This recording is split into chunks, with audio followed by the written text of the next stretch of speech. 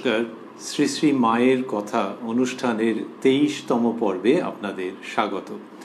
আপনারা এই অনুষ্ঠান দেখছেন কোষ্ঠী পাথর প্রাণারাম ইউটিউব চ্যানেলে, যেখানে প্রত্যেক সপ্তাহের শনিবার সম্প্রচারিত হয়। এই অনুষ্ঠানটি শুরুর সময় থাকে সন্ধে 6টা, আর প্রাণারাম বাংলা ইউটিউব চ্যানেলে সপ্তাহের 7 দিন সম্প্রচারিত হয় কথায় কথায় কথামৃত। সেটি শুরুর সময় রাত্রি 9টা।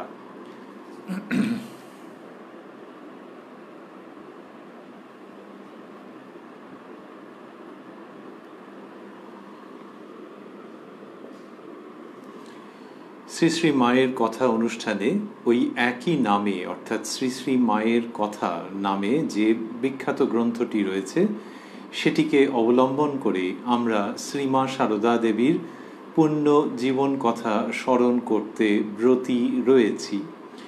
ওই স্মৃতিকথামূলক গ্রন্থটির প্রথমেই যার স্মৃতিকথা আছে তিনি শ্রীমতী সরজুবালা, শ্রীমা সারদা দেবীর অন্তরঙ্গ ভক্ত এবং দীক্ষিত সন্তানও বটে। সরজুবালা, তাঁর বোন সুমতিবালা এবং তাঁর স্বামী সুমতিবালার স্বামী শ্রীযুক্ত শোকহরণ দাশগুপ্ত, এদের প্রসঙ্গ ঘুরে ফিরে আসছে এই স্মৃতিকথার মধ্যে, এবং এই স্মৃতিকথাতে এমন সব মূল্যবান প্রসঙ্গ পাওয়া যাচ্ছে যেগুলির দুটি দিক। একটি দিক হচ্ছে যে সেগুলি ভক্তদের তথা ধর্মপিপাসু মানুষের সারা জীবনের সম্পদ। আরেকটি দিক হচ্ছে যে আমরা এইখানে যে প্রসঙ্গ পাচ্ছি, যে তথ্য পাচ্ছি, তার মধ্যে অনেকগুলি প্রথম এই গ্রন্থে প্রকাশিত হয়ে তারপরে শ্রীমা সারদা দেবীর জীবনী গ্রন্থের অন্তর্ভুক্ত হয়েছে। এইটুকুনি স্মরণ করে নিয়ে আমরা আগের দিন, অর্থাৎ গত শনিবার যতটা পড়েছিলাম, তার পরের অংশে প্রবেশ করব। তার আগে যুগপৎ শ্রীরামকৃষ্ণ ও মা সারদাকে স্মরণ করে নিয়ে। ওং জননীং শারদাং দেবীং রামকৃষ্ণং জগদ্গুরুং পাদপদ্মে তয়ো শ্রিত্বা প্রণমামি মুহুর্মুহু। 12 শ্রাবণ 1325। এর 6 দিন আগে, অর্থাৎ 6ই শ্রাবণ 1325, সেই প্রসঙ্গটি আমরা এর আগের দিন শ্রবণ করেছি। সেটি ছিল 22শে জুলাই 1918, আর আজকেরটি হচ্ছে 28শে জুলাই 1918। সরজুবালা লিখছেন, সন্ধ্যার পরে গিয়েছি, এখনো আরতি আরম্ভ হয়নি। মা রাস্তার ধারের বারান্দায় একটি আসন পেতে বসে জপ করছেন। উদ্বোধনের বাড়ি, সেইখানে শ্রীমা সারদা দেবী অবস্থান করছেন। আর সরজুবালা তিনি ওইখানেই বাগবাজারে একটি বাড়ি নিয়েছেন কি জন্য? যাতে ঘন ঘন মায়ের বাড়িতে তিনি এসে উপস্থিত হতে পারেন, রাত্রের দিকেও আসার সুবিধে থাকে। তার যে বাড়ি বালিগঞ্জে, সেইখানে মা শুভ পদার্পণ করেছিলেন, সেই প্রসঙ্গ আমরা আগে পেয়েছি এই গ্রন্থে। সরজুবালা কিন্তু এই বাগবাজারে বাড়ি নিয়েছেন মায়ের কাছে আসবার সুবিধের জন্যে। তো এখানে বললেন যে সন্ধ্যের পর গেছেন, এখনো আরতি আরম্ভ হয়নি, এবং মা রাস্তার ধারের বারান্দায় একটি আসন পেতে বসে জপ করছেন। তারপর সরজুবালা লিখছেন, ভারী গরম, কাছে গিয়ে প্রণাম করে বসতেই মা বাতাস করবার জন্য পাখাখানি হাতে দিলেন।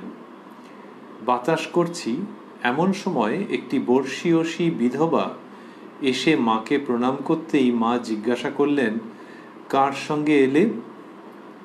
দারোয়ানের সঙ্গে এসেছি বলে তিনি আমার কাছে পাখাখানি চাইলেন, মাকে বাতাস করবেন। আমি তখনই দিলুম। মা বললেন, থাক ওই দিক, মানে সরজুবালাই পাখা করুন, এইটি মায়ের ইচ্ছে। তিনি বললেন, কেন মা, আমার হাত দিয়ে একটু হবে না? ওরা তো দিচ্ছেই। মা যেন একটু বিরক্ত হলেন। তিনি 2-1 মিনিট বাতাস করেই বললেন, তবে আসি মা, মহারাজের কাছে একবার যেতে হবে।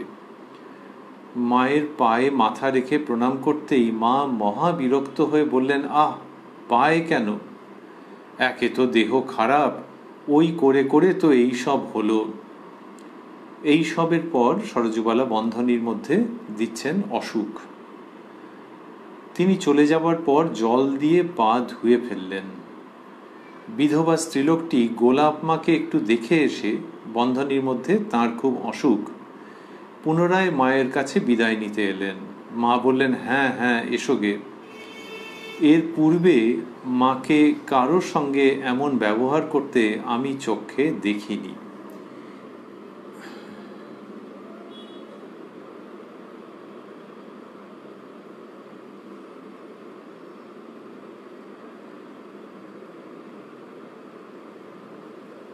আমরা এক্ষুনি আসবো এই অনুষ্ঠানে।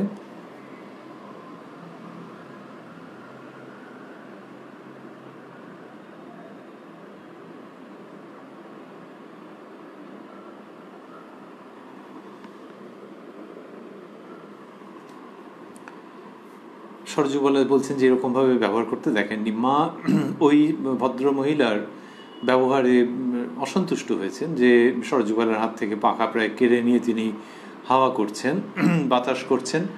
তারপরে আবার একটুখানি করেই বললেন যে আমাকে এখন যেতে হবে। তারপর পায়ে মাথা রেখে প্রণাম করছেন। মা এইসব এগুলোতে অসন্তুষ্ট হচ্ছেন এবং বলছেন, একে তো দেহ খারাপ, ওই করে করে তো এইসব হলো, যে শারীরিক অসুখ। তা সরযুবালা যে বললেন এর পূর্বে মাকে কারোর সঙ্গে এমন ব্যবহার করতে আমি চোখে দেখিনি, সেখান থেকে আমরা কি পাচ্ছি? এই মহিলার ব্যবহারের মধ্যে যে অসঙ্গতি, যে রূঢ়তা, যে ভক্তির এবং নিষ্ঠার ন্যূনতা ছিল, সেগুলির থেকেও বেশি করে পাচ্ছি যে সরযুবালাও তো আসছেন অনেক দিন ধরেই, কিন্তু তার মধ্যে তিনি বলছেন যে এর আগে কারোর সঙ্গে এরকম ব্যবহার করতে দেখিনি। এইটি বেশি গুরুত্বপূর্ণ, কেননা ওনার যে ব্যবহার, তার মধ্যে যে খারাপ দিকটা, যে আনফেয়ার দিকটা, সেটা তো আছেই, সেটা তো বোঝাই যাচ্ছে। কিন্তু মাকে এরকম তিনি দেখেননি। তার মানে মা কতদূর সহ্য করে থাকতেন। সেই জন্য এরকম বিরল কতগুলো ক্ষেত্রে এটা হচ্ছে। বিরল ক্ষেত্রে কি হচ্ছে? যে ধৈর্যের বাঁধ ভেঙে যাচ্ছে। ধৈর্যের বাঁধ, তিনি তো ভগবতী, কিন্তু দেহ ধারণ করে এসছেন, তো ফলে সেইটার তো প্রকাশ থাকবেই। নাহলে তো লোকে কি করে তাকে বুঝবে, তাকে ভালোবাসবে, তাকে নেবে? সে লোকে তো ভাবে কি দেবী, অনেক দূর দূর দূর থেকে প্রণাম। তো এই মানবী ভাব যেটা, সেটা তো তার মধ্যে প্রকাশ পাবেই। সেইখানে এই ধৈর্যটা একটা জায়গায় ধৈর্যচ্যুতি হচ্ছে, সেখানে মা এইরকম করছেন। আর কি, আর হচ্ছে যে একটা নিয়মকে সাধারণত বলা হয় যে তার ব্যতিক্রম থাকেই। অন্যভাবে বলতে গেলে ব্যতিক্রম থাকলে তবে বুঝতে হবে যে হ্যাঁ, নিয়মটা ঠিক, মানে অনেক অনেক অনেক ক্ষেত্রে মিলে যাচ্ছে, আর দু একটা জায়গায় ব্যতিক্রম। তো ব্যতিক্রমই যেন নিয়মটাকে প্রমাণ করে। মায়ের ক্ষেত্রে এই যে ব্যবহার, এটা হচ্ছে ব্যতিক্রমী, সেটি প্রমাণ করছে মায়ের ওই মধুর স্বভাবকে, মায়ের যে মাতৃভাব। ওই জন্যই তো মা বলা হচ্ছে, ঠাকুর মা। তো সেখানে এইরকমভাবে বলা হলো। তো এই যে মাতৃভাব, সেটি প্রমাণিত হচ্ছে যেন, আনফর্চুনেটলি একটু, এই ভদ্রমহিলার ব্যবহার যদি ভালো হতো তাহলে এমনটা হতো না, কিন্তু ওই ব্যতিক্রমটাই প্রমাণ করছে ওই নিয়মকে, যে এর জীবনের মাতৃভাবটাই হচ্ছে মুখ্য। আর এই যে ব্যতিক্রম, সেখানেও বোঝা যাচ্ছে যে ওই মহিলা মায়ের শ্রীঅঙ্গ স্পর্শ করেছেন। তো মা বললেন যে পায়ে কেন, একে তো দেহ খারাপ, ওই করে করে তো এইসব হলো, এই যে অসুখ হচ্ছে, যে অশুদ্ধ ব্যক্তি স্পর্শ করছে। কিন্তু তা সত্ত্বেও সরযুবালা বলছেন যে আগে কখনো এরকম দেখেননি। তো তিনি তো মাকে দর্শন করলেন, স্পর্শ করলেন, ফলে তার জীবনের যে কি কল্যাণের সূচনা হলো সেটা তো আমরা জানি না। তাই মায়ের স্নেহ দৃষ্টির জায়গাটি থাকছেই, মায়ের মাতৃসত্তার দিকটি থাকছে, এবং সেই দিকগুলি আরও পরিস্ফুট হচ্ছে এরকম কোনো কোনো ব্যতিক্রমী ঘটনায়। তাও কি ব্যতিক্রমটা কোনখানে হয়েছে? ব্যতিক্রমটা সরযুবালার বিবরণ অনুযায়ী সূচনা হয়েছে সেটি কখন? যখন এসে দুম করে ওরকম পাখাখানা নিয়ে, এখন মা তো সরযুবালাকে খুব ভালোবাসেন, আর সকলেই তার সন্তান, কিন্তু সরযুবালার তারও বা কিরম লাগতে পারে যে এসেই আমার হাত থেকে ওরকম পাখাটা যেন ছিনিয়ে নিয়ে গেল, নিয়ে এবং মার সঙ্গেও আবার বলছেন যে কেন মা, আমার হাত দিয়ে একটু হবে না, ওরা তো দিচ্ছেই। এটা যদি যে তিনি এরকম ছিনিয়ে নিলেন সরযূবালার কাছে, আচ্ছা ঠিক আছে, নিয়ে যদি বাতাস করতেন আবার ওরকম একটা অস্থির চিত্ত হয়ে বাতাস করা থামিয়ে দিয়ে চলে গেলেন। এই সব কারণে ধৈর্যচ্যুতি হয়েছে। সব মিলিয়ে এই ব্যতিক্রমটি মায়ের ওই মাতৃসত্তার সত্যতাকেই পুনরায় সুন্দর রূপে প্রতিষ্ঠিত করছে আমাদের কাছে। তো এইসব হলো। তারপরে সরযূবালা লিখছেন, পরে মা আমাকে বললেন, আমার আসনখানা তুলে ঘরে নিয়ে যাও আর বিছানাটা নিচে পেতে দাও। মা এসে শয়ন করলেন এবং হাঁটুতে ঘি মালিশ করে দিতে বললেন। কিছু পরে বললেন, এখন পিঠে মরিচাদি তেল মালিশ করে দাও। ওই নানান রকমের যে সমস্যা একটুখানি পিঠে, সেইটির জন্য যে হয়তো একটু ঘামাচি আমবাত মতো হচ্ছে, তখনকার দিনে মরিচাদি তেল এইসব কারণে ব্যবহার করা হতো। তা মা সেটি বললেন যে এখন পিঠে মরিচাদি তেল মালিশ করে দাও। আচ্ছা, এটা তো একটা ধর্মগ্রন্থ, আর সংকলন সম্পাদনা করেছেন পূজনীয় সন্ন্যাসী মহারাজেরা। সেইখানে মা বলছেন যে মরিচাদি তেল মালিশ করে দিতে পিঠে, এই প্রসঙ্গটা দিলেন কেন? যা দেন তারা সেখানে অনেক ভাবনা চিন্তা করে যে যেটা দেওয়া প্রয়োজন সেইটা দিচ্ছেন, এবং অনেক স্মৃতিকথাতে এরকম হয়েছে যে যেগুলো অপ্রয়োজনীয় অংশ সেগুলো তারা গ্রহণ করেননি, প্রকাশ করেননি, যে ওটা দরকার নেই, ওটা সেই ব্যক্তির সঙ্গে হয়েছে কিন্তু আলাদাভাবে কিছু বোঝা যাবে না। তাহলে এখানে পিঠে মরিচাদি তেল, এটা অনেকগুলো আছে। একটা হচ্ছে যে মায়ের ওই অসুবিধাটা ছিল যার জন্য পিঠে ওই তেল মালিশ করে দিতে হতো, সেটা একটা তথ্যের দিক থেকে। আরেকটি হচ্ছে যে মা কীরকম ভালোবাসার সঙ্গে এটি করছেন সেইটা। আরেকটা মানে ভালোবাসার সঙ্গে বলছেন যে এরকম পিঠে মালিশ করে দাও। আরেকটি হচ্ছে যে এর আবার তিনি দীক্ষা গুরু। তাহলে দীক্ষা গুরু হলে আগে এরকম ছিল তো যে তার একটা আলাদা স্থান, তার সঙ্গে যেন একটা শিষ্য বা শিষ্যার দূরত্ব থাকে সব রকম ব্যাপারে। এখানে দেখা যাচ্ছে কোনো রকম ব্যাপারেই আলাদা করে আরোপিত কোনো দূরত্ব নেই। এরা মাকে মাতৃসত্তার শেষ কথা ও দেবী সত্তার আভাস তার মধ্যে এইভাবে দেখেছেন। কখনো আভাস দেখেছেন, কখনো কখনো কেউ কেউ পূর্ণ বিকাশ দেখেছেন, সেটা এদের দিক থেকে। কিন্তু মা একেবারে সন্তান রূপে দেখছেন দীক্ষাগুরু হওয়া সত্ত্বেও। এবং সে দীক্ষাগুরু মানে কি, দীক্ষার দিনের বর্ণনা আছে যে মায়ের সে অন্য রকমের গম্ভীর মূর্তি, সেইগুলি হওয়া সত্ত্বেও এই যে সন্তান, তো তাহলে তাকে এটি সেই যে তার সঙ্গে এরকম যে সুমধুর ব্যবহার, সেই সবগুলো থেকে যাচ্ছে বলেই প্রসঙ্গ দেওয়া। শ্রীরামকৃষ্ণকে কথামৃতকার শ্রীযুক্ত মহেন্দ্রনাথ গুপ্ত বা শ্রীম বা মাস্টার মহাশয় একবার জিজ্ঞাসা করেছিলেন যে আচ্ছা, আপনি তো বলেন ধ্যান চিন্তা করতে, তাহলে মায়ের ধ্যান চিন্তা করা যেতে পারে, মানে গর্ভধারিণী মায়ের কথা। শ্রীরামকৃষ্ণ বলছেন নিশ্চয়ই, মা ব্রহ্মময়ী স্বরূপা। এইবার এটি একটি বড় বিষয়, বড় ঘোষণা, বড় আশ্বাস, বড় আধ্যাত্মিক জীবন নির্মাণের উপাদান। কিন্তু নিজের জন্মদাত্রী মাকে যে কেউ ব্রহ্মময়ী স্বরূপা ভাববেন, তার জন্য তো সময় লাগে। তার জন্য সময় লাগে, চট করে কি মানুষ ভাবতে পারে নিজের মা, আদরের মা, আবদারের মা, অভিমানের মা, রাগ করবার মা, কিন্তু তিনি ব্রহ্মময়ী স্বরূপা? এইটা ভাবতে সময় লাগতে পারে। যার কম সময় লাগবে তার ভাগ্য তত বেশি ভালো।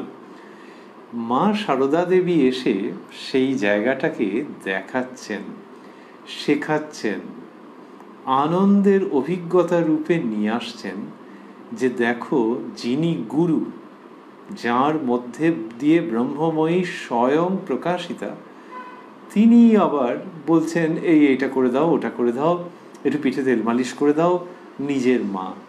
তাহলে জন্মদাত্রী মায়ের ক্ষেত্রে কীরকম হচ্ছে, আগে জন্মদাত্রী মা, তারপরে ব্রহ্মময়ী স্বরূপা হিসাবে ভাববার প্রয়াস। আর এর ক্ষেত্রে হচ্ছে যে দুটো মিলেমিশে আছে, ওই ব্রহ্মময়ী স্বরূপা এবং জননী সত্তা। সেই জননী সত্তা আবার কীরকম, এরা বলেছেন একাধিকজন যে ঘরের যে মা, বাড়ির যে মা, তাকেও ইনি ছাপিয়ে যাচ্ছেন মাতৃত্বের দিক থেকে। কি ভালোবাসা, কি টান, সন্তানকে কিভাবে স্মরণ, সন্তান না এলে তার জন্য কিভাবে দুশ্চিন্তা প্রকাশ করা, এই সমস্তগুলো যে রয়েছে তো বাড়ির মাকে ছাপিয়ে যাচ্ছেন। আর তিনি আবার গুরু, তিনি ধর্ম উপদেশ দেন, তার এক মুহূর্তের একটি কথায় জীবন বদলে যেতে পারে ও যায়। তাই মা ব্রহ্মময়ী স্বরূপা শ্রীরামকৃষ্ণের এই ঘোষণার মধ্যে যদি বা কিছু তাত্ত্বিক ভাব থেকে থাকে, শ্রী মায়ের জীবনে এসে সেটি সম্পূর্ণ বাস্তব প্রায়োগিক স্থানে আবির্ভূত এবং অনুস্যূত হওয়ার মতো করে প্রতিষ্ঠিত। মা দেখাচ্ছেন যে তিনি মা, জন্ম জন্মান্তরের মা, এবং ব্রহ্মময়ী স্বরূপা তিনি, এটি ভক্তদের অনুভূতি। ওই যে আমরা ভাবছিলাম যে তিনি তো গুরু, তাহলে সরজুবালার স্মৃতিকথাতে রয়েছি, তাহলে সরজুবালা যখন দেখছেন তখন সেই গুরুকে তো ব্রহ্মময়ী স্বরূপা বলেই দেখছেন, সেই সব কথা তো রয়েছে। আবার নিজের মা, একেবারে একদম নিজের মা, ওই জন্য তো বাগবাজারে বাড়ি নিয়ে চলে এলেন। This is home coming. যে যেমন বিবাহিত মেয়ে ভাবতে পারে যে মায়ের কাছাকাছি থাকবো, তো মা বাবার কাছাকাছি থাকবো, তো এই ক্ষেত্রে তো তিনি আগে চলে গেছেন। গানের মধ্যে আছে, বাবা নিদয় গেছেন ফেলে, যাবো আর কার কাছে মা, এরকম আছে, বাবা নিদয় গেছে ফেলে। তাহলে সেই মায়ের কাছে এসে মেয়ে রয়েছে। তো তাহলে এই যে মেয়ে মায়ের কাছে এসে রয়েছে, এই যে হোম কামিং, এবং সেই ব্রহ্মময়ী স্বরূপা মায়ের কাছে এসে রয়েছে, এই সব মিলে যে বাস্তব জায়গাটা তৈরি হচ্ছে, সেটা উত্তরকালে যারা পড়বেন, যারা ভাববেন, তাদের কাছে তো এসে উপস্থিত হবে অল্প বিস্তর, যে এই দেখো এই মা এবং ইনি ব্রহ্মময়ী স্বরূপা। সেই জন্য এই তাৎপর্যগুলো রয়েছে বলেই এই প্রসঙ্গগুলো এত মিষ্টি এবং এত সুন্দর। আর যে সমস্ত পূজ্যপাদ সন্ন্যাসী মহারাজরা সংকলন সম্পাদনা করেছেন খুব সতর্ক হয়ে, তারা এই অত্যন্ত ঘরোয়া প্রসঙ্গগুলি রেখে দিয়েছেন, না হলে মায়ের সঙ্গে মেয়ের পূর্ণ সম্পর্কের স্বরূপটি যে উন্মোচিত হয় না। ললিতবাবুর কথা উঠল, সরজুবালা লিখছেন, ললিতবাবুর কথা উঠল। আমি বললাম, মা তিনি তো শুনেছি আপনার কৃপাতেই বেঁচে গেছেন।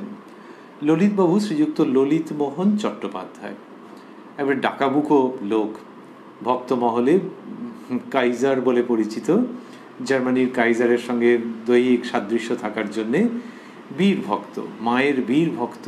যেমন ভক্ত তেমনি ডাকাবুকো, যে মায়ের একটা অসুবিধে হোক না, দেখাচ্ছি মজা, কারা এরকম করেছে, এইসব ঘটনা তার জীবনে রয়েছে। আর মা তাদেরকে খুব ভালোবাসতেন, ললিতবাবু ও তার স্ত্রীকে। তাদের প্রার্থনায় মা তাদের কলকাতার বাড়িতে উপস্থিত হয়েছিলেন, এবং সেইখানে একটা অদ্ভুত ঘটনা ঘটেছিল। এমনিতে স্বামী স্ত্রী সেখানে মায়ের কৃপা লাভ করেছিলেন, দীক্ষা লাভ করেছিলেন।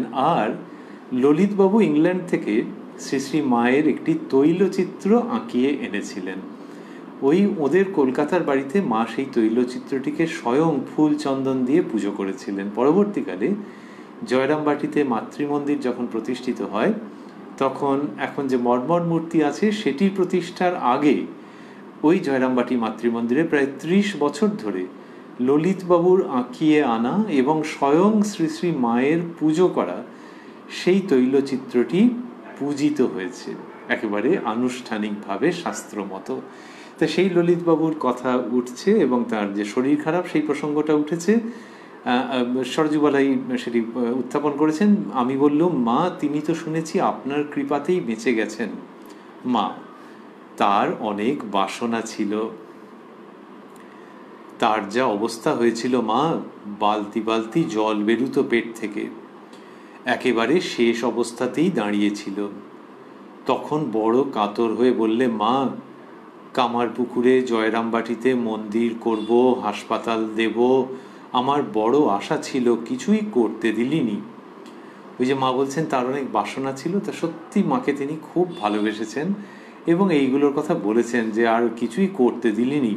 তারপর শ্রী শ্রী মা বলছেন, আহা ঠাকুর বাঁচিয়েছেন, ওখানে সব করবার ইচ্ছা ওর মতো আর কোনো ভক্তের নেই। বেঁচেছে, এখন কাজ করুক, আমাকে একটি পুকুর কিনে দিয়েছে। এটি মা বলছেন, যদিও তিনি বললেন যে আমাকে একটি পুকুর কিনে দিয়েছে, কিন্তু আমাকে মানে মাকে আর কি দেবে? মা ওই সন্তানের কৃতিত্ব, সন্তানের প্রসঙ্গ আনন্দের সঙ্গে স্মরণ করতে গিয়ে বলছেন যে আমাকে একটি পুকুর কিনে দিয়েছে। কিন্তু মায়ের ওখানে একটা প্রদীপের সলতে উস্কে দেওয়া মানেই হচ্ছে শ্রীরামকৃষ্ণ যেরকমভাবে বলতেন যে তার বৈকুণ্ঠ কেনা, এরকম বলতেন তিনি, যে সেই ব্যক্তি ধন্য হয়ে যাবে, কারণ জগৎজননীকে কে কি দেবে, কে কি কিনে দেবে ইত্যাদি। শ্রীরামকৃষ্ণের ক্ষেত্রে দেখা যায় যে তার যারা রসদদার তারা অত্যন্ত ভাগ্যবান মানুষ, পূর্ব সুকৃতিযুক্ত মানুষ, এবং শ্রীরামকৃষ্ণ বলতেন যে জগদম্বার ইচ্ছায় সেই সব রসদদারদের আগমন, নাহলে অন্যের জিনিস তিনি নিতেনই না। কাউকে দুঃখিত করতে চাইতেন না, কিন্তু নিতেনই না। কয়েকজনের মাত্র নিয়েছেন, গ্রহণ করেছেন। তো সেই গ্রহণ করা মানেও সেও ওই ঠাকুরের দেহরক্ষা, মানে কি তার দ্বারা ভক্তদেরই অশেষ কল্যাণ, যা শেষ হয় না। সেরকম শ্রী শ্রী মায়ের ক্ষেত্রে ললিতবাবুর মতো যারা সেবার অধিকার লাভ করেছেন তাঁদেরই কল্যাণ, আর সেই সেবার মাধ্যমে যুগ যুগ ধরে ভক্ত কল্যাণের সূচনা হয়েছে নিজের নিজের মতো করে। তো সেই রকমভাবেই মায়ের ওখানে পুকুর কিনে দেওয়া, কিন্তু মা সেটা সন্তানের যেন কৃতিত্ব, যে ধনবান প্রতিষ্ঠিত সন্তান, এই দেখো কিরম সুন্দর মায়ের জন্য পুকুর কিনে দিয়েছে, এইভাবে করে মা বলছেন। এইটির পরের দিনের ঘটনা দুঃখের, সেই দিনের প্রসঙ্গ এর পরে রয়েছে। সরযুগলা লিখছেন 13 শ্রাবণ 1325, তার মানে ইংরেজির 29 জুলাই 1918। লিখছেন সরযুগলা, আজ বৈকালে প্রেমানন্দ স্বামীজি দেহত্যাগ করলেন। রাত্রে মায়ের নিকট গেলুম। ওই যে আমরা স্মরণ করছিলাম বাগবাজারে বাড়ি, সেইখান থেকে রাত্রিবেলাতেও যেতে সুবিধে আছে, ওই সব কারণেই তার বাড়ি নেওয়া। রাত্রে মায়ের নিকট গেলুম। মা বললেন, এসেছো মা, বসো। আজ বাবুরাম আমার চলে গেল। সকাল হতে চোখের জল পড়ছে। এই বলে কাঁদতে লাগলেন। বাবুরাম আমার প্রাণের জিনিস ছিল। মঠের শক্তি, ভক্তি, যুক্তি সব আমার বাবুরাম রূপে গঙ্গাতীর আলো করে বেড়াতো। বাবুরামের মা ছিল আটকুড়ো ঘরের মেয়ে, বাপের বিষয় পেয়েছিল, সেজন্য একটু অহংকার ছিল। নিজেই বলতো, হাতে বাউটি, কোমরে সোনার চন্দ্রহার পরে মনে করতুম ধরা যেন সরা। 4টি সন্তান রেখে সে গেছে, একটি কেবল তার পূর্বে মারা গিয়েছিল। এইসব কথা মা বলছেন বাবুরাম মহারাজের জন্মদাত্রী মায়ের সম্বন্ধে। আর বাবুরাম মহারাজ অর্থাৎ প্রেমানন্দজির দুঃখ মায়ের মনের মধ্যে ঘুরে ফিরে আসছে, ঘুরে ফিরে প্রকাশিত হয়ে যাচ্ছে। সরযুগলা বলছেন, কি করুণ মর্মস্পর্শী দৃশ্য। খানিক পরে দেখি মাঝের ঘরের দক্ষিণের দেয়ালে ঠাকুরের যে বড় ছবি ছিল তার পায়ে মাথা রেখে করুণ স্বরে বলছেন, ঠাকুর নিলে। সে কি মর্মভেদী স্বর, আমাদেরও বড় কান্না পেতে লাগলো। এইরকম প্রেমানন্দজি মহারাজের প্রসঙ্গ। এবং মা বলছেন কি সরযুগলাকে, যে এসেছো মা, বসো, আজ বাবুরাম আমার চলে গেল। তার মানে সেইখানে কীরকম একটা আপনার থেকেও আপনজনের ভঙ্গি। আজ বাবুরাম আমার চলে গেল। সকাল হতে চোখের জল পড়ছে, মানে সকাল থেকে কাঁদছেন মা, এইসব বলছেন। আর কী রকম ভাষায় ব্যক্ত করলেন তার বেদনা এবং বাবুরাম মহারাজের প্রেমপূর্ণ স্বরূপ। বাবুরাম আমার প্রাণের জিনিস ছিল। মঠের শক্তি, ভক্তি, যুক্তি সব আমার বাবুরাম রূপে গঙ্গাতীর আলো করে বেড়াতো। কি সুন্দর বর্ণনা। আর বাবুরাম মহারাজের সেই রোগা শরীর, কিন্তু তার মধ্যে প্রেমের জ্যোতি যেভাবে বেরুচ্ছে, অবর্ণনীয়। সেই সবগুলো মনে পড়ে মায়ের এই উক্তি শুনলে, যে মঠের শক্তি, ভক্তি, যুক্তি সব আমার বাবুরাম রূপে গঙ্গাতীর আলো করে বেড়াতো। যে গঙ্গাতীর আলো হয়ে রয়েছে তাঁর বাবুরাম আমাদের প্রেমানন্দজির উপস্থিতিতে। আর তারপরে যেটি ঘটল সেই দৃশ্য কি করুণ, যে ঠাকুরের বড় ছবির নিচে পায়ে মাথা রেখে মা করুণ স্বরে বলছেন, ঠাকুর নিলে। ঠাকুরের কাছে মায়ের এই রকম করুণ আকুতি। এর দুটি দিক, একটি হচ্ছে যে বাবুরাম চলে গেলেন, কত কম বয়স, সেটি একটি। সেই জন্য মা তার স্বামী দেবতার পায়ে মাথা রেখে ওই রকম চূড়ান্ত আক্ষেপের উক্তি করছেন, তার বেদনার স্বর শোনা যাচ্ছে, এটি একটি দিক। আরেকটি দিক হচ্ছে বাবুরাম কোথায় গেলেন, মা বলছেন ঠাকুর তুমি নিলে। সুতরাং সেই কান্নার মধ্যে, সেই আক্ষেপের মধ্যে, সেই বিষাদের মধ্যে এই ইতিবাচক শ্বেত শুভ্র অধ্যাত্ম সত্যটি থেকে যাচ্ছে যে শ্রীযুক্ত বাবুরাম তথা স্বামী প্রেমানন্দজি কোথায় গেছেন, শ্রীরামকৃষ্ণের চরণ কমলে। তা মা এরকম বলছেন, ঠাকুর তুমি নিলে। ঠাকুর তুমি নিলে বলতে গিয়ে মা একেবারে বেদনার্ত হয়ে যাচ্ছেন। তাহলে ঠাকুরের কাছে তিনি গেছেন, কিন্তু মায়ের কাছ থেকে, মাকে তো এটা দেখতে হচ্ছে, সহ্য করতে হচ্ছে, সেইখান থেকে এইরকম কষ্ট। এই সব মিলে এই দেবী মানবীর জীবন। দেবী রূপে তিনি বুঝতে পারছেন, নাহলে সাধারণ মানুষ বুঝতে পারবে, দেবী রূপে তিনি বুঝতে পারছেন যে ভগবান শ্রীরামকৃষ্ণের শ্রী পাদপদ্মে বাবুরাম লীন হয়ে গেছেন, আর মানবী রূপে কাঁদছেন, বলছেন সকাল থেকে চোখের জল পড়ছে। এ এক অপূর্ব, অভূতপূর্ব ঘটনা তথা আবির্ভাব তাঁর জীবনে, যাকে আমরা বলি জননী সারদা দেবী। সারদা দেবী কিন্তু আগে জননী, সেই তাঁরই অমৃত কথায় আমরা রয়েছি। সরজুবালা বলছেন, এদিকে গোলাপ মার খুব অসুখ, মরণাপন্ন রক্ত আমাশয়ে চলছে।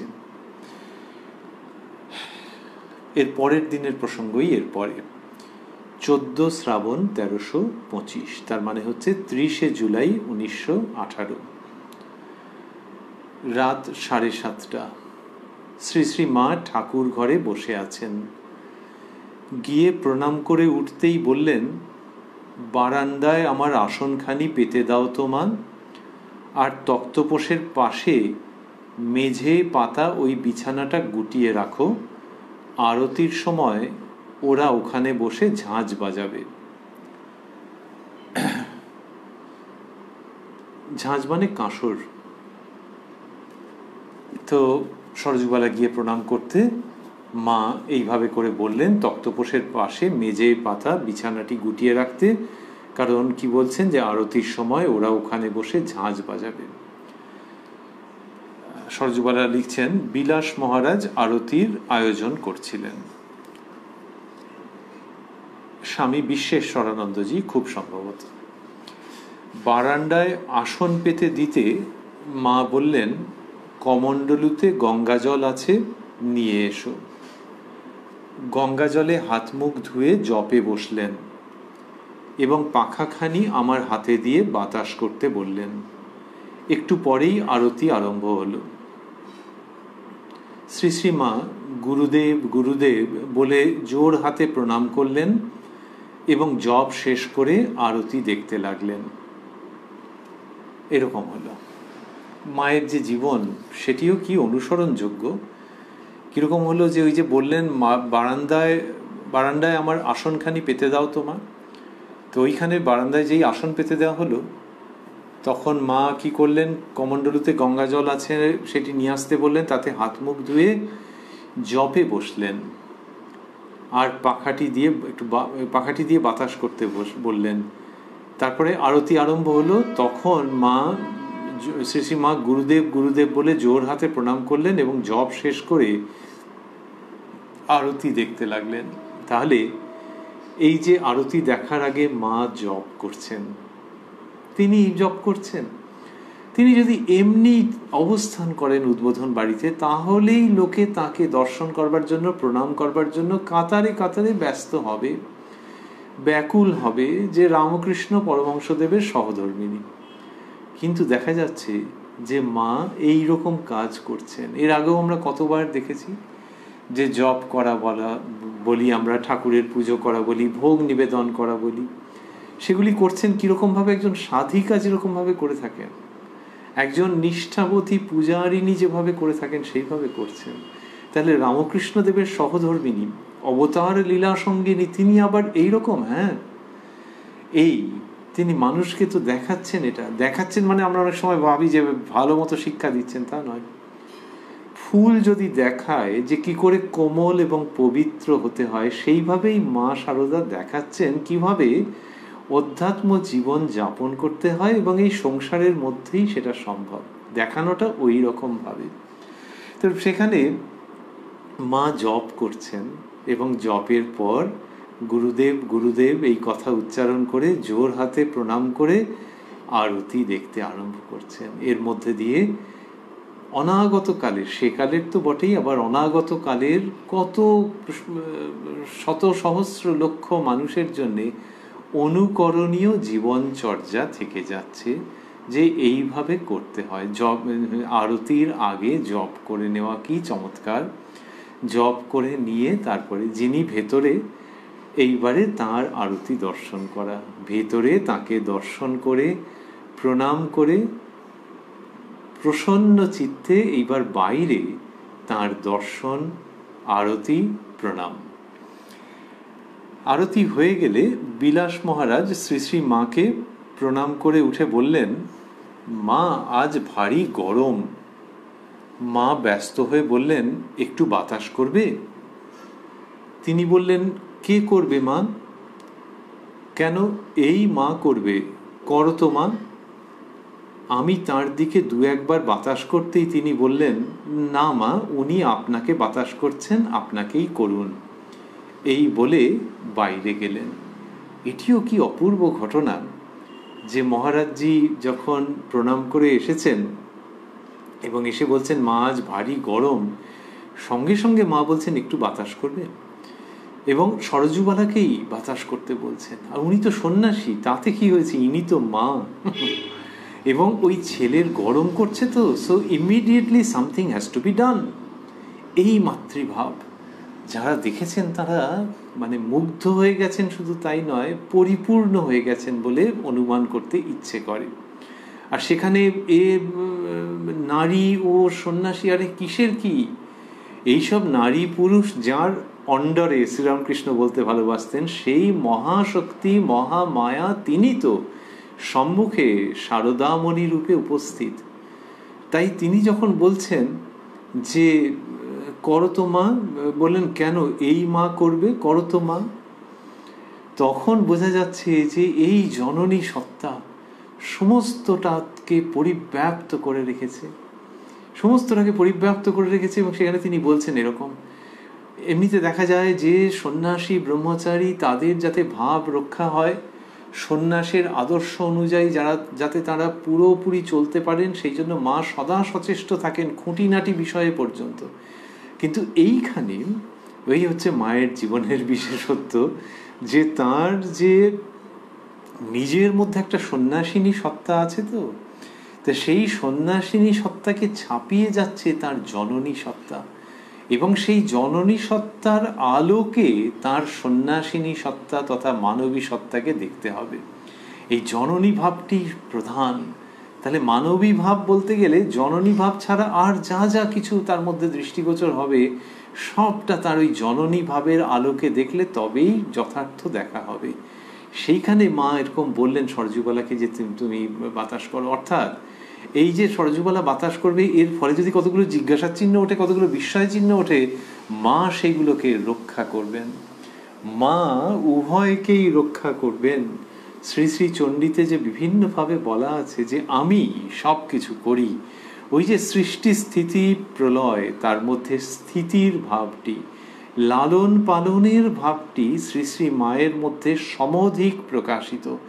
সেই জন্য তিনি এইটি করছেন যে এই হাওয়া করবে, এই বাতাস করবে, এটা বলছেন তিনি।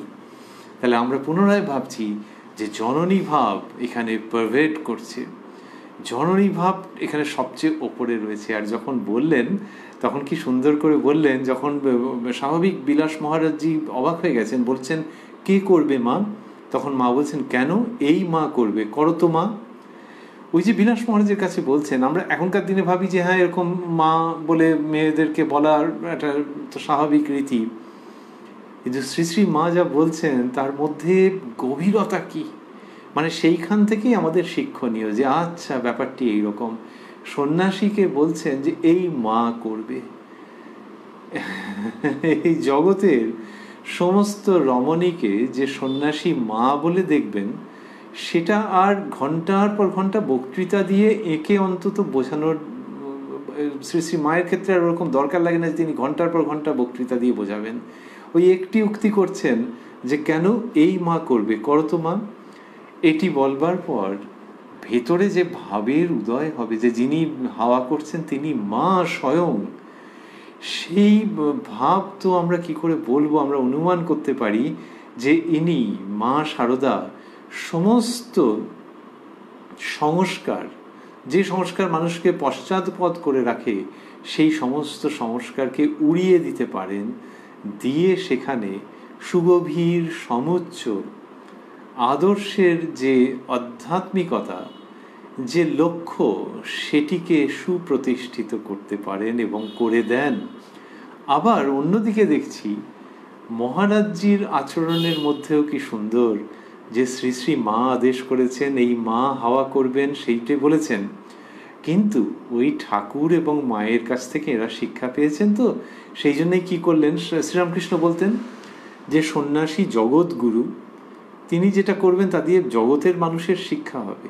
তাহলে এখানে মা হাওয়া করতে বলেছেন, মহারাজজি রাজি হয়েছেন। তারপরেই কি হলো, সরজুবালা লিখলেন আমি তার দিকে দু একবার বাতাস করতেই তিনি বললেন না মা, উনি আপনাকে বাতাস করছেন, আপনাকেই করুন, এই বলে বাইরে গেলেন। কি অপূর্ব এই রামকৃষ্ণ সারদা সাম্রাজ্য, এই রামকৃষ্ণ সারদা ভাবধারা, যেখানে ওই সন্ন্যাসী আবার যে সরজুবালাও তো রয়েছেন ওখানে উপস্থিত, তিনি মা, তার মধ্যে মাতৃসত্তা আছে, কিন্তু তিনি তো একজন মানুষ, তিনিও তো দেখছেন, শিখছেন।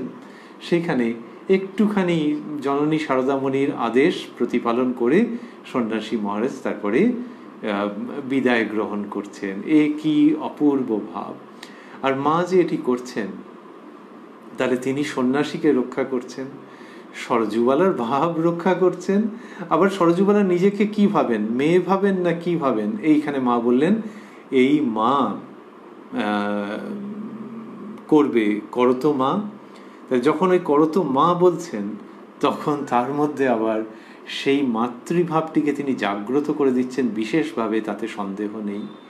যে নিজেকে নারী যদি ভাবো, নিশ্চয়ই ভাববে, তবে নারীত্বই কি শেষ কথা না গো, নারী যে ভাবছো ঠিক আছে, আবার মা বলে নিজেকে ভাববে, এই যে জায়গাটা, সেটা আবার শ্রী শ্রী মা তার মধ্যে যেন নতুন করে জাগ্রত করে দিচ্ছেন।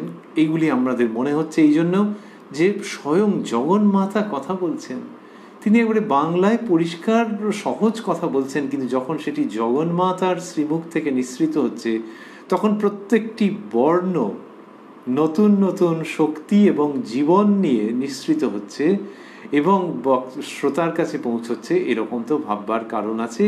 তাই যখন তিনি বললেন যে কেন এই মা করবে, করতো মা, তখন ওই মা শব্দটিও সরজুবালাকে নতুন মাতৃভাবে সজ্জিত ও উদ্বোধিত করে দিচ্ছে। সেটি আমরা ভাবছি, আর ভাবছি যে বাহ, ইনি তো সন্ন্যাসীর কাছেও কিরকম দৃষ্টান্ত রাখছেন, আবার এই গৃহী বউটির কাছে কিরকম সুন্দর দৃষ্টান্ত রাখছেন। এই তো ভারী অপূর্ব ব্যাপার। আর সন্ন্যাসী তো দেখছেন মায়ের মাতৃভাবকে, দেখছেন এই একটার মধ্যে দিয়ে এত কিছু হচ্ছে। তিনি এতজনকে এরকম সস্নেহে রক্ষা করছেন। কে করছেন? করছেন জননী সারদামণি, যাকে স্বামী বিবেকানন্দ বলেছেন সংঘ জননী। ওই যে বলরাম বাবুর বাড়িতে রামকৃষ্ণ মিশন অ্যাসোসিয়েশন প্রতিষ্ঠা হয়েছে, তারপর সভা হয়েছে, সেইখানেই স্বামীজি ওই প্রথমের দিকে 1897 সালের কথা স্বামীজি একদম পরিষ্কার করে বুঝিয়েছেন যে এই যে আমাদের সংঘ হচ্ছে, এর জননী হচ্ছেন মা শারদা, তিনি সংঘ জননী। এই যে সংঘ জননী, তার মানে তিনি সাধু সন্ন্যাসী প্রভৃতি যারা সংঘের অন্তর্ভুক্ত তাদের জননী, যারা সংঘের অনুরাগী ভক্ত শিষ্য শিষ্যা তাদেরও জননী।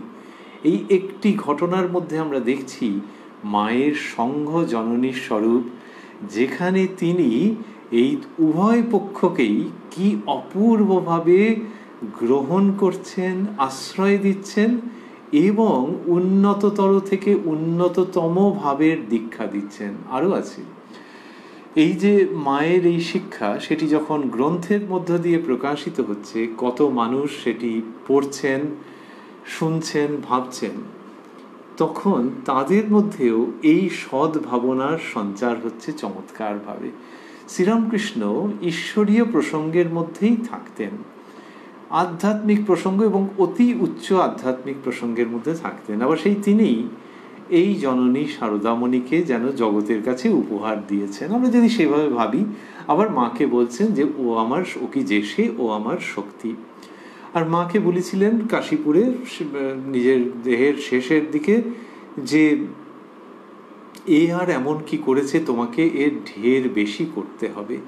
তো মা শারদার মধ্যে দিয়ে সেই ঢের বেশি হচ্ছে, সেটা কোন জায়গাটাতে বিশেষ করে হচ্ছে যেখানে মাই শেখাচ্ছেন। অন্য জায়গায় বলছেন যে বাবা জানো তো, ঠাকুরের জগতের উপর মাতৃভাব ছিল, সেই ভাব বিকাশের জন্য এবার আমাকে রেখে গেছেন। তাহলে ওই যে জগতের উপর মাতৃভাব, সেইটি মা শারদার মধ্য দিয়ে বিকশিত হচ্ছে বা ঠাকুর বিকশিত করাচ্ছেন। এই যে জগতের উপর, তাহলে জগতের উপর বললে কি হলো, জগতের ওপর তাহলে তো আর শুধু রামকৃষ্ণ মিশনের সীমাবদ্ধ হয়ে থাকলো না। Ramakrishna mission, the very concept, সেটা মাথায় করে রাখার।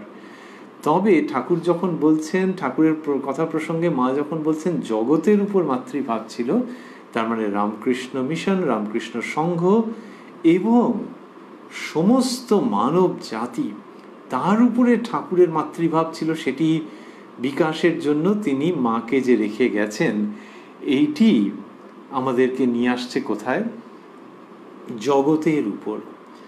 জগতের উপর মাতৃভাব মানে সমস্ত মানুষের উপর। আর সেখানে একটা শব্দকে যদি আনি, মানব সংঘ, তাহলে ঠাকুরের মাতৃভাব মানব সংঘের উপর, এবং সেই অর্থে অবশ্যই সংঘ জননী শ্রীমা শারদা দেবী। তাহলে সংঘ জননী, সেই সংঘ হচ্ছে মানব সংঘও বটে, অবশ্য মানব সংঘ, যেকালে তিনি বলছেন ঠাকুরের জগতের উপর মাতৃভাব ছিল। তাই বিলাস মহারাজজিকে যখন মা বলছেন যে সরজুবালাকে যে তুমি একটু পাকা হাওয়া করো, তখন বোঝা যাচ্ছে যে নরনারীর যে কর্কশ এলোমেলো সম্পর্ক, আর ওই যে অপোজিট সেক্স বলে কি সমস্ত অপোজিশনের অবাঞ্ছিত প্রসঙ্গ, সেইগুলোকে মা শুদ্ধ করে দিচ্ছেন, পবিত্র করে দিচ্ছেন, দিয়ে ওই ঠাকুরের মাতৃভাবের দ্বারা ধৌত করে মাতৃভাবের বন্যা আনছেন। সংঘ জননী মা শারদা রামকৃষ্ণ সংঘে আনছেন, তথা মানব সংঘের মধ্যে ওই মাতৃভাবের বন্যা বইয়ে দিচ্ছেন। হয়তো বর্তমান কালে আমরা সেই মহা শুভ সূচনার একটা অংশ মাত্র দেখতে পাচ্ছি।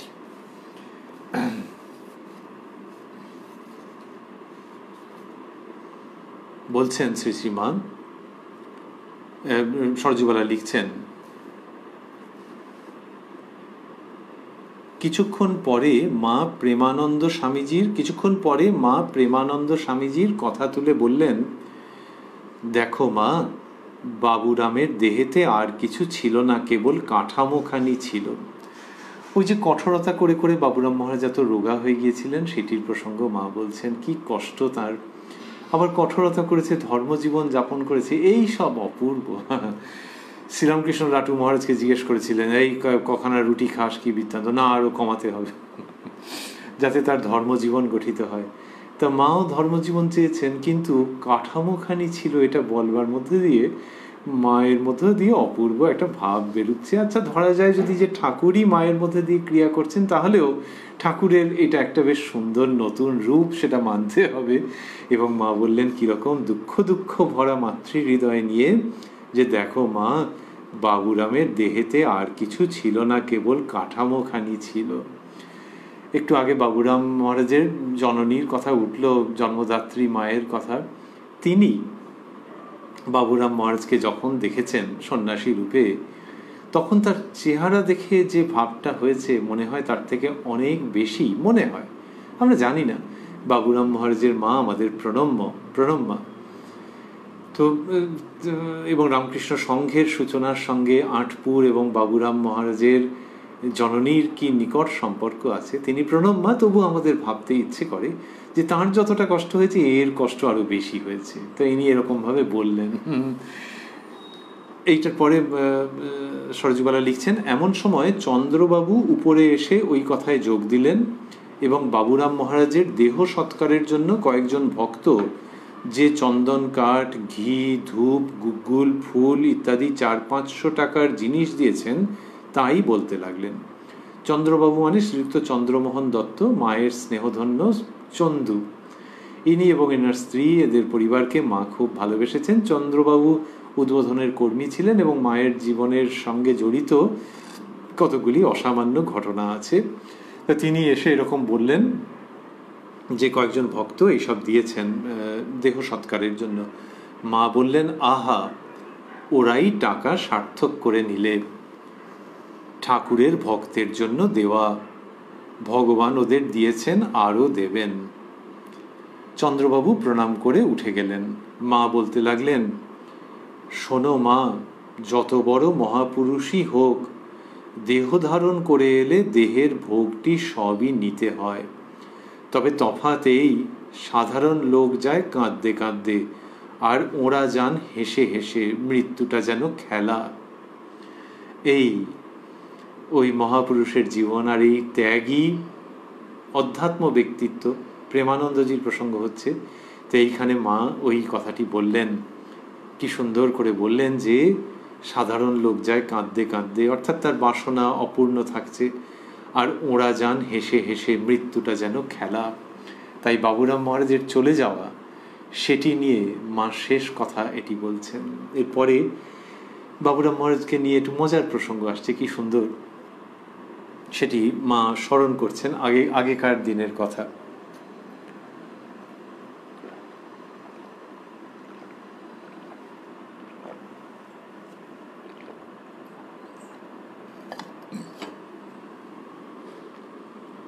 মা বলছেন, আহা, বাবুরাম আমার বালককালে এসেছে। ঠাকুর কত রঙ্গের কথা বলতেন, আর নরেন, বাবুরাম এরা আমার হেসে কুটোপাটি হতো। একদিন কাশীপুরে 250 দুধ শুদ্ধ একটা বাটি নিয়ে সিঁড়ি উঠতে গিয়ে আমি মাথা ঘুরে পড়ে গেলুম। দুধ তো গেলই, আমার পায়ের গোড়ালির হাড় সরে গেল। নরেন, বাবুরাম এসে ধরলে। পরে পা খুব ফুলে উঠল। ঠাকুর তাই শুনে বাবুরামকে বলছেন, তাই তো বাবুরাম, এখন কি হবে? খাওয়ার উপায় কি হবে? কে আমায় খাওয়াবে? তখন মণ্ড খেতেন। আমি মণ্ড তৈরি করে উপরের ঘরে গিয়ে তাকে খাইয়ে আসতুম। আমি তখন নথ পরতুম, তাই বাবুরামকে নাক দেখিয়ে হাতটি ঘুরিয়ে ঠাড়ে ঠোড়ে বলছেন, ও বাবুরাম, ওই যে ওকে, ওই নাক দেখিয়ে বলছেন, ওই যে ওকে তুই ঝুড়ি করে মাথায় তুলে এখানে নিয়ে আসতে পারিস? ঠাকুরের কথা শুনে নরেন, বাবুরাম তো হেসে খুন। এমনি রঙ্গ তিনি এদের নিয়ে করতেন। তারপর 3 দিন পরে ফোলাটা একটু কমলে ওরা আমাকে ধরে ধরে নিয়ে যেত, আমি খাইয়ে আসতুম। ও কয়দিন গোলাপ মা মণ্ড তৈরি করে দিয়েছিল, নরেন খাইয়ে দিত। ঠাকুর এরকম মজা করছেন, আর মা বলছেন যে নরেন বাবুরাম তো হেসে খুন। তারপরে ঠাকুর কিরকম অভিনয় করে দেখিয়েছেন। তাহলে তার তখন অত শরীর খারাপ, বোঝাই যায় যে সবটা বাহ্যত। আর বলছেন যে ওকে যে ওরকম নথ পড়ে সেরকমভাবে হাত ঘুরিয়ে দেখিয়ে বলছেন ওকে ঝুড়ি করে মাথায় করে নিয়ে আসতে পারিস। এইসব বলছে, তার হাসি পাবে না? তো এইরকম বলছেন ওরা হেসে খুন, এইসব হলো। তা আর বললেন যে ওই কয়েকদিন গোলাপ মা মণ্ড তৈরি করে দিয়েছিল, নরেন খাইয়ে দিত। কী সব সুন্দর অন্তরঙ্গ চিত্র। বাবুরাম তার মাকে বলতো, শ্রী শ্রী মা বলছেন, বাবুরাম তার মাকে বলতো, তুমি আমাকে কি ভালোবাসো? ঠাকুর আমাদের যেমন ভালোবাসেন তুমি তেমন ভালোবাসতে জানো না। সে বলতো, আমি মা, আমি ভালোবাসি না বলিস কি রে? এমনি তার ভালোবাসা ছিল। বাবুরাম 4 বছরের সময়ই বলতো, আমি বিয়ে করব না, বিয়ে দিলে মরে যাব। তা এইটি মা বললেন যে বাবুরাম মহারাজের মা এরকম অবাক হয়ে গেছেন। তা বাবুরাম মহারাজ বলেছেন যে ঠাকুর আমাদের যেমন ভালোবাসেন তুমি তেমন ভালোবাসতে জানো না। এই মায়ের ঠাকুরের ওই ভাব, ওই যে শ্রী শ্রী মা বলছেন যে তার মাতৃভাব ছিল, সেই ভাব বিকাশের জন্য, মানে যেন সেটা আরও বিকশিত হওয়ার অপেক্ষায় শ্রীরামকৃষ্ণ দেহত্যাগ করছেন স্বেচ্ছায়, আর মায়ের উপরে সেই ভার সমর্পণ করে যাচ্ছেন। তো কিন্তু ওই শ্রীরামকৃষ্ণের মাতৃভাবের প্রসঙ্গ আসছে, যেখানে বাবুরাম মহারাজের স্মৃতিচারণ করছেন মা। এই সবে তিনি গত হয়েছেন, তো স্মৃতিচারণ করে বলছেন যে বাবুরাম মহারাজ তিনি কীরকমভাবে কী বলতেন এবং ঠাকুরের সঙ্গে তার কী সম্পর্ক। ঠাকুরের কথাই বললেন, এমনি তার ভালোবাসা ছিল। আর বাবুরাম মহারাজের যে আকুমার ব্রহ্মচর্যের ভাব, সেটির কথা মা উল্লেখ করলেন। তারপর বলছেন, ঠাকুর যখন বলেছিলেন আমি পরে সূক্ষ্ম শরীরে লক্ষ্য মুখে খাব, ওই যে কাশীপুরে শ্রীরামকৃষ্ণের ওরকম অবস্থা এবং ভক্তদের মনের মধ্যে কত দুঃখ, খেতে পারছেন না, মুখে দিলে সে পড়ে যাচ্ছে, সে সাংঘাতিক একটা অবস্থা এবং অত দুঃখ। তো ঠাকুর যখন বলেছিলেন আমি পরে সূক্ষ্ম শরীরে লক্ষ্য মুখে খাবো, বাবুরাম বলেছিল তোমার লক্ষ্য টক্ষ আমি চাই নে, আমি চাই তুমি এই মুখটিতে খাবে আর আমি এই মুখটি দেখব। কি অসাধারণ প্রসঙ্গ যে শ্রীরামকৃষ্ণ তাকে পূর্ণ ব্রহ্মরূপে এরা জানতেন। ঈশ্বর কোটি স্বামী প্রেমানন্দজি, বাবুরাম, শ্রীযুক্ত বাবুরাম ঠাকুর বলতেন নৈকস্য কুলীন, বাবুরামের হাড় পর্যন্ত শুদ্ধ। তিনি তো সবই জানেন, কিন্তু ওই উক্তিটাকে নিতে পারছেন না, সহ্য করতে পারছেন না, যে সূক্ষ্ম শরীরের লক্ষ্য না। বলছেন তোমার লক্ষ্য টক্ষ আমি চাই নে, আমি চাই তুমি এই মুখটিতে খাবে আর আমি এই মুখটি দেখব। এইটা শ্রীরামকৃষ্ণের প্রতি ওই ভালোবাসা, যে ওখানে ব্রহ্মস্বরূপ তিনি, তার অনন্ত অবস্থান, ওই তত্ত্ব কথা মন নিতে চাইছে না। হয়তো ভেতরে ভেতরে সেই প্রত্যয় 16 আনা, কিন্তু হয়তো কেন ভেতরে সেই প্রত্যয় রয়েছে, কিন্তু এই যে নররূপে অবতীর্ণ হয়েছেন শ্রীরামকৃষ্ণ বলছেন যে শেষে নররূপে মনটি কুড়িয়ে আসে, মানে সাধনার শেষ কথা যে নররূপে তাকে দেখতে পাওয়া, অবতার লীলার কথা শ্রীরামকৃষ্ণ বলছেন। এই বাবুরাম মহারাজের উক্তি, যেটি শ্রী শ্রী মায়ের শ্রীমুখ থেকে পেয়ে আমরা ধন্য হয়ে যাচ্ছি, এইখানে দেখা যাচ্ছে যে নরলীলা আস্বাদনের মাহাত্ম্য, যে ওইসব চাই না, আমি চাই তুমি এই মুখটিতে খাবে আর আমি এই মুখটি দেখব। কি অপূর্ব ভাব। আমরা রয়েছি উদ্বোধন কার্যালয়ে প্রকাশিত শ্রী শ্রী মায়ের কথার যে সংস্করণটি আমাদের কাছে রয়েছে তার 43 পৃষ্ঠায়।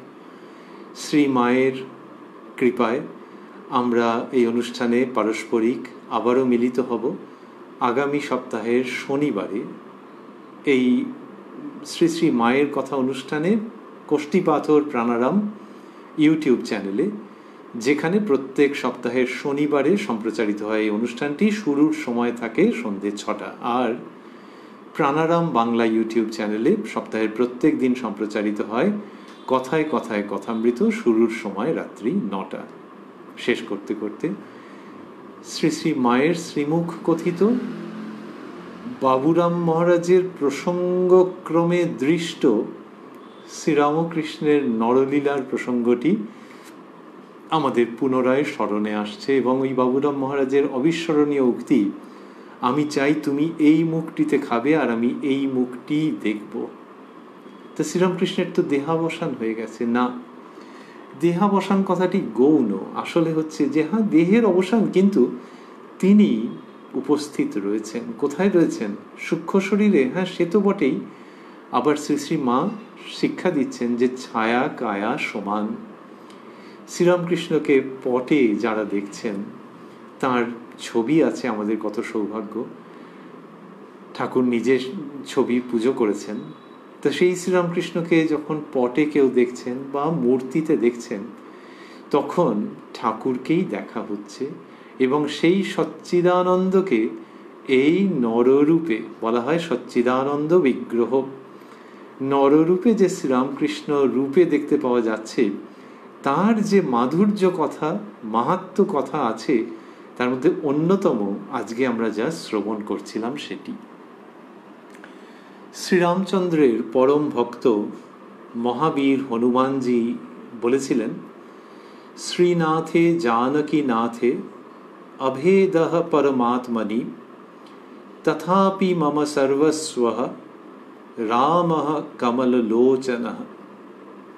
শ্রীনাথ অর্থাৎ লক্ষ্মী প্রিয় নারায়ণ শ্রী বিষ্ণু, তিনি, এবং জানকীনাথ অর্থাৎ রামচন্দ্র। শ্রীনাথে জানকীনাথে অভেদঃ পরমাত্মনি। পরমাত্মার দৃষ্টিতে, পরম সত্যের দৃষ্টিতে হনুমানজি বলছেন যে এই দুজন একই। উপাখ্যান আছে যে শ্রীরামচন্দ্র বিষ্ণু রূপ ধরেছিলেন, তারপরে আবার রাম রূপ ধরেছেন। তখন হনুমানজি বলছেন পরমার্থ দৃষ্টিতে শ্রী বিষ্ণু এবং শ্রীরামচন্দ্র একই, আমি জানি।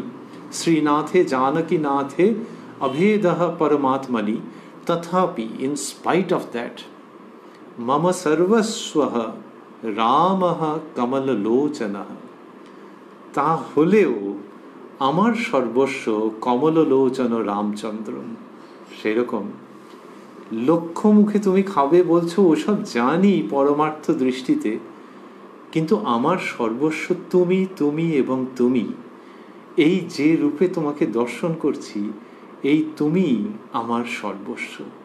এটির সঙ্গে সঙ্গেই আমরা অনুষ্ঠান সমাপন করতে চাই মা শারদাকে প্রণাম করে, এবং ওই অভেদ রূপ তার সঙ্গে যার সেই শ্রীরামকৃষ্ণকে স্মরণ করে হনুমানজির উক্তিটি আমরা হৃদয়ে গ্রহণ করে অনুষ্ঠান সমাপন করতে চাই। যে আচ্ছা, শব্দগুলি একটু যদি আমাদের মতো করে নিই তাহলে কীরকম দাঁড়ায়? তথাপি মম সর্বস্বঃ রামকৃষ্ণঃ কমললোচনঃ। ওং জননীং শারদাং দেবীং রামকৃষ্ণং জগদ্গুরুং পাদপদ্মে তয়োঃ শ্রিত্বা প্রণমামি মুহুর্মুহুঃ।